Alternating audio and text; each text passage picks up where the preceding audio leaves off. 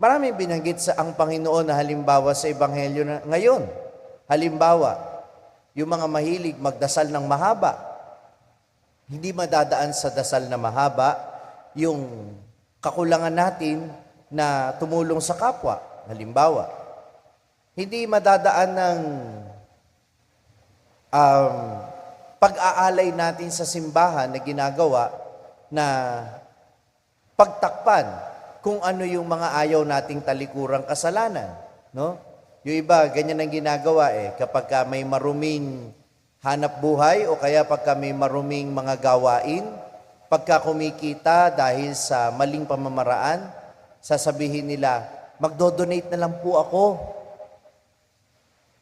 Kaya minsan, magtataka rin, bakit kaya itong taong ito ang dalas mag-donate?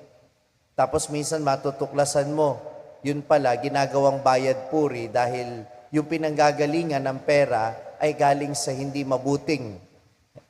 Hindi mabuti yung pinanggalingan ng pera, kaya para mahugasan yung kanyang konsensya o para lumubag yung kanyang loob, magdo-donate na lang sa simbahan.